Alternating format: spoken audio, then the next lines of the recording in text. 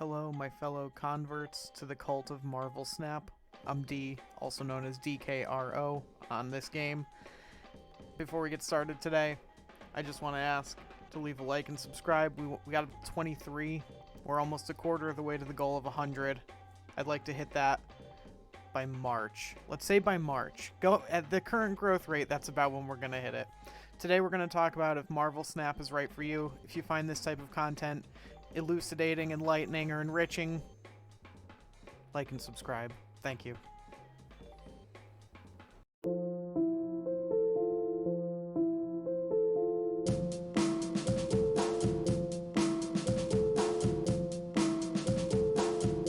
Alright, so today's video is Marvel the Snappening right for you? I'm going to come at this as I have other videos, as a convert from Magic the Gathering. I am calling myself a convert at this point.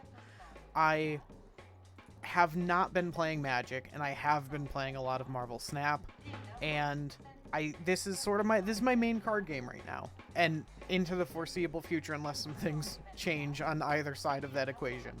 So the thing to start thinking about when you are trying to figure out if you're going to have fun with Marvel Snap, again, especially as a convert from Magic, is did you enjoy sealed or draft in Magic? And if the answer is yes, you very much enjoyed sealed especially, then this is probably going to be a game that you enjoy quite a lot. There's the whole idea of Snap is that you do not have access to a full collection of cards, basically ever. In fact, a lot of people complain about it, and I think it is for the best that that's the case, that you actually don't have a full collection. In Hearthstone, and honestly in Magic when I was at the height of being into it, you would just sort of buy the cards you wanted, which is cool. Like, you want to play with certain cards, that's understandable. But then you just had, the deck. You didn't need to collect any more cards. And if money is, something you're worried about, which is understandable, I was broke for most of the time I played, that might sound really enticing, right? But, on the flip side, it also kind of means there's nothing to strive for in a weird way. Once you have a solved deck list, that's it. What are you hopefully you're still playing because it's fun, but I say, I liken it to sealed, right? So what's going to happen is, for most of your collection, you aren't going to have a full deck with all the cards you want for that deck. What you're going to have is some pieces of some decks, and you're going to have to kind of figure out where those pieces fit in together, and the best that you can do with your collection. So it's a lot like in Sealed. If you don't know, in Magic, there's a format called Sealed where everyone opens 6 packs of the same set, and you just all build your decks with what you open. That's it. Those are the cards you have, and you play an event with just those cards. And I love Sealed. I'm really good at it, and I really enjoy it. And this Marvel the Snappening has the same qualia as having to constantly reevaluate your own sealed pool. And it is the only game that I have found that feels that way. That feels like when you are a kid and you just have to build a deck with the cards that you have because you cannot afford to just buy cards that you want. And I really like that. I feel like there's no other game that has given me that. And as much as it can absolutely be frustrating, in fact, if you watch my recent videos, you saw that we went into free fall with our rank. And it can feel like, well, it's because I don't have X, Y, or Z card. But if you can get over that hurdle of if only I had the better cards to make the better deck, because that isn't true necessarily. Yeah, some people can get very lucky and open all the right cards right away, but it's not very likely. It's not going to happen very often. Maybe, 1 in 20 opponents has the actual fully optimized deck list in a way that you don't. But they do a really good job of giving you answers before they give you questions, and that's kind of a different topic. If you can get over that mental hurdle, you can have a lot of fun with this system.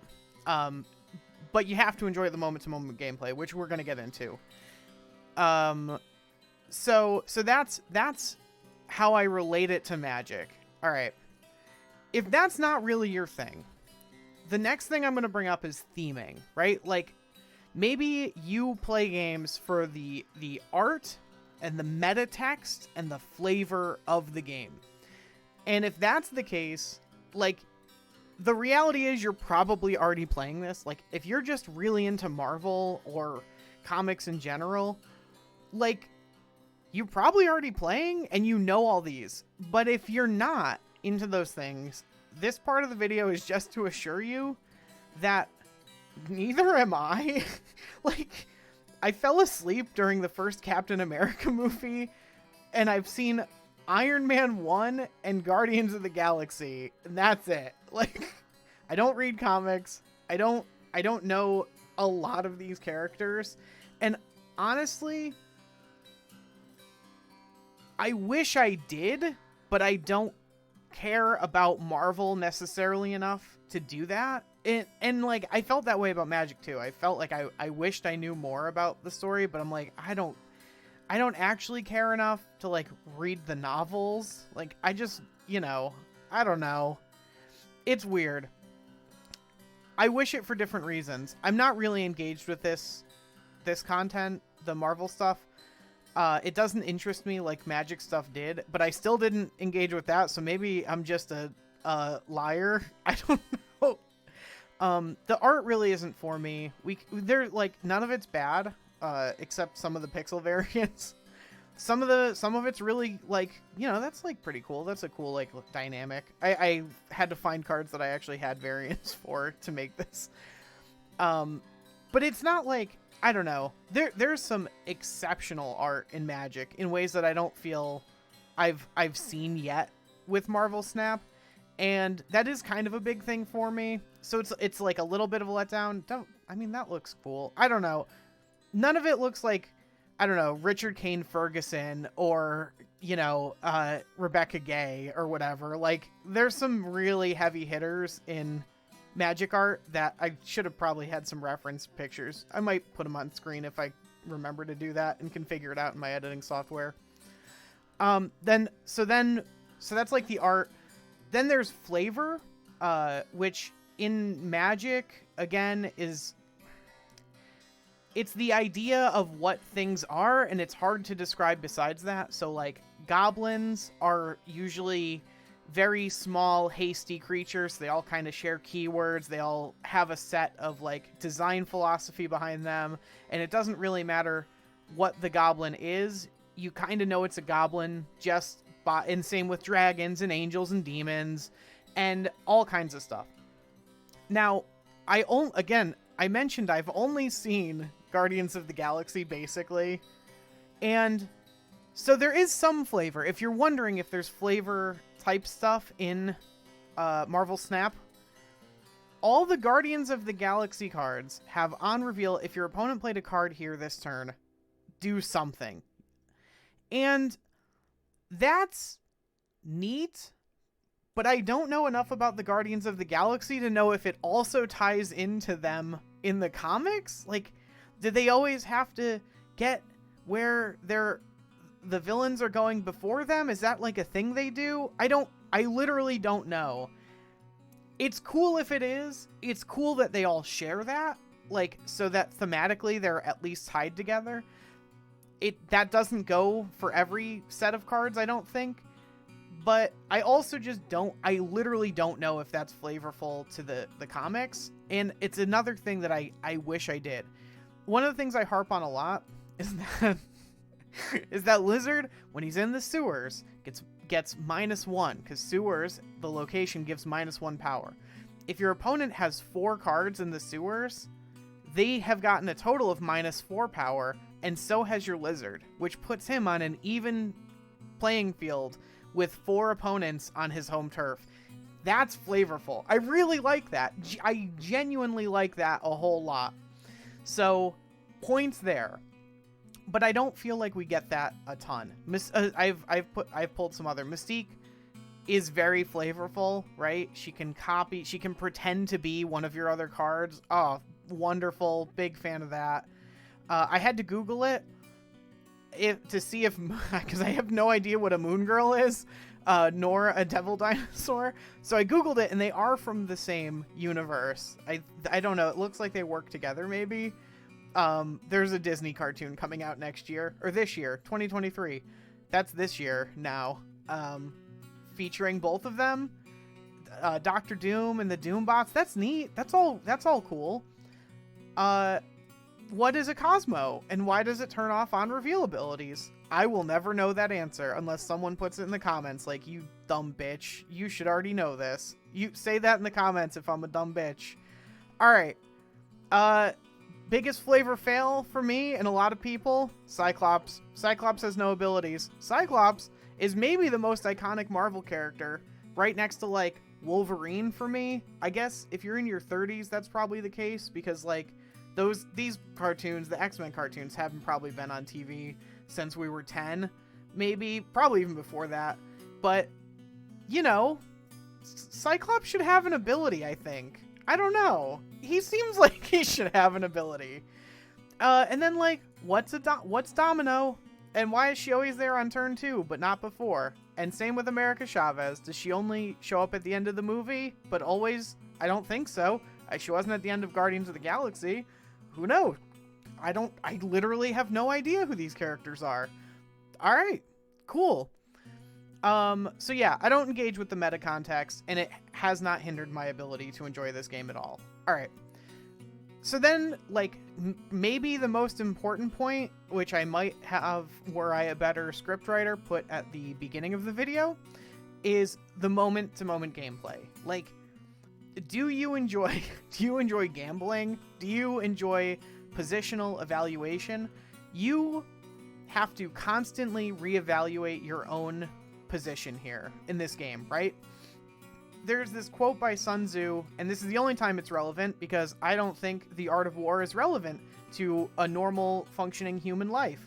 But in this moment it is. It's a quote like, if you understand both you and your opponent, you'll win every battle. If you understand only one, you'll lose some of the time. And if you understand neither, you'll lose all the time. And that's the best advice you can have in Marvel Snap. Like, there are times you're going to look at your hand and just be like, yep, this is the best my deck can do. This is crazy good. I'm so happy with this. And not even consider that your opponent has, like, Wong Mystique already set up. Like, yeah, no, I'm gonna obliterate my opponent, and you put like 25 power on the board, and your opponent puts like 87, and you're like, oh, why didn't I think of that? So if you are really good at like almost like self-reflection, or you want to get better at it, or like intellectual honesty, or considering things from other people's perspectives, that's kind of all very lofty. And you probably won't get all of that out of this very silly card game for children, but it's worth considering all those things. Like, I like intense personal reflection. I enjoy trying to understand, like, my place in a situation, and, like, you know, moment to moment reevaluations. You know, those sort of micro adjustments were what really made Magic a lot of fun when that was being done well in that game. And it's done really well here by design, right? By the design of snapping for gambling your own rank.